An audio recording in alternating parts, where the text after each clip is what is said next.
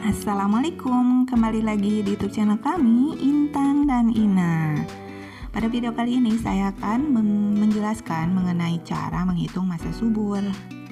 Nah, sebelum lanjut pada cara menghitung masa suburnya, alangkah baiknya kita mengetahui apa sih manfaat kita mengetahui kapan kita masa suburnya dan cara menghitungnya. Manfaat yang pertama yaitu sebagai program hamil atau promil, yaitu meningkatkan peluang untuk hamil. Bagi pasangan yang sedang menanti kehadiran buah hati, mengetahui dan menghitung masa subur adalah hal yang penting. Soalnya, peluang hamil akan lebih tinggi jika pembuahan terjadi pada masa subur. Manfaat yang kedua yaitu KB alami. Mengetahui masa subur pada wanita juga dimanfaatkan sebagai alat KB alami. Artinya, mengetahui masa subur bisa membantu suami istri yang ingin menunda kehamilan secara alami, meskipun selalu ada peluang kehamilan pada setiap aktivitas seksual yang dilakukan. Manfaat yang ketiga yaitu mendeteksi masalah reproduksi. Dengan mengetahui masa subur, wanita bisa mendeteksi masalah terkait reproduksi, misalnya kemandulan. Hubungan intim pada masa subur yang dilakukan dengan frekuensi yang tinggi, namun tak kunjung menyebabkan kehamilan, bisa menjadi tanda kemandulan. Yuk langsung saja lanjut ke cara menghitung masa subur. Tapi jangan lupa subscribe supaya tidak ketinggalan informasi seputar kesehatan wanita. Dan juga kita lebih bersemangat dalam membuat video ya guys.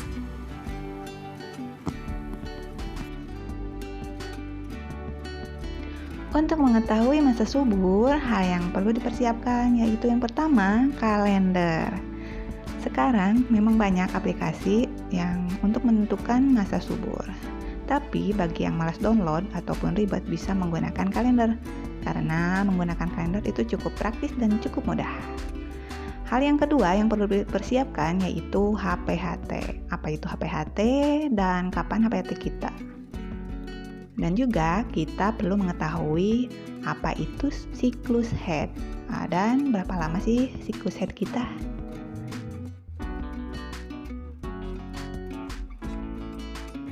HPHT yaitu hari pertama haid terakhir. Misalkan saya terakhir haid di bulan Juni itu selama 5 hari dari tanggal 7 Juni sampai 11 Juni. Maka yang dimaksud HPHT yaitu hari pertama kita mengalami haid atau tanggal 7 Juni 2020.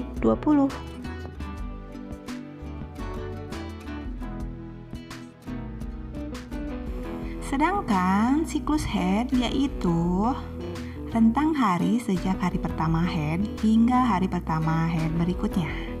Siklus haid yang normal yaitu antara 21 sampai 35 hari. Rata-rata itu wanita mengalami siklus haid sekitar kurang lebih 28 hari.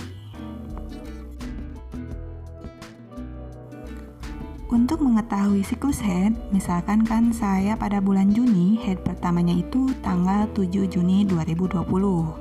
Sedangkan pada bulan Juli 2020 ternyata saya mengalami haid dari tanggal 5 Juli 2020 sampai tanggal 8 Juli 2020 dan terjadi selama 4 hari.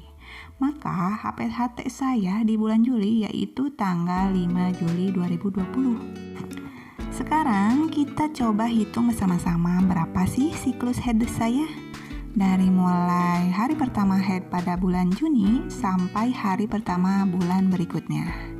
Mulai ya. 1, 2,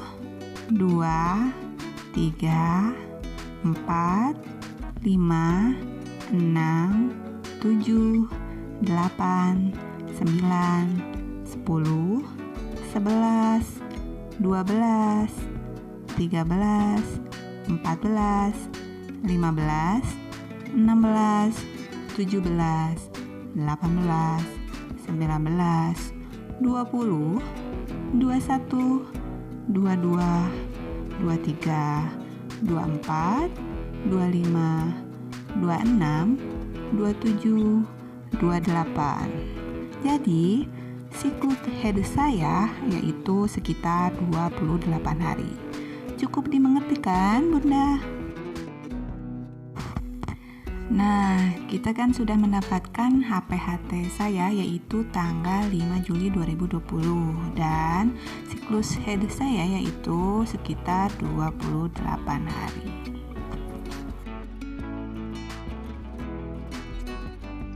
Sebelum mengetahui cara menghitung masa subur, kita perlu mengetahui kapan sih taksiran head pada bulan berikutnya. Yuk kita mulai cara menghitungnya. Pada bulan Juli, HPHT saya kan tanggal 5 Juli 2020. Sedangkan saya siklus headnya itu 28 hari. Untuk mengetahui kapan taksiran head pada bulan berikutnya, kita coba hitung bersama-sama dari mulai head terakhir pada bulan Juli. Yaitu kita mulai ya. 1, 2, 3, 4, 5, 6, 7, 8, 9, 10, 11, 12, 13, 14, 15, 16, 17, 18, 19, 20, 21, 22, 23, 24, 25, 26, 27, 28. Jadi perkiraan haid berikutnya yaitu tanggal 2 Agustus. Perkiraan haid pada bulan berikutnya ini bukan sesuatu hal yang pasti ya Bun. Ini hanya perkiraan, karena bisa saja Bunda itu tidak haid pada bulan berikutnya karena hamil. Atau haid juga kadang muncul lebih cepat atau lebih lambat. Nah, sekarang kita mulai masuk cara menghitung masa subur. Untuk mengetahui masa subur, maka kita harus mengetahui juga kapan terjadinya ovulasi atau memperkirakannya. Ovulasi yaitu pengeluaran sel telur yang sudah matang dari indung telur. Dan itu biasanya terjadi 14 hari sebelum perkiraan haid berikutnya. Maka kita harus menghitung mundur 14 hari dari perkiraan haid berikutnya. Kita mulai hitung mundurnya ya.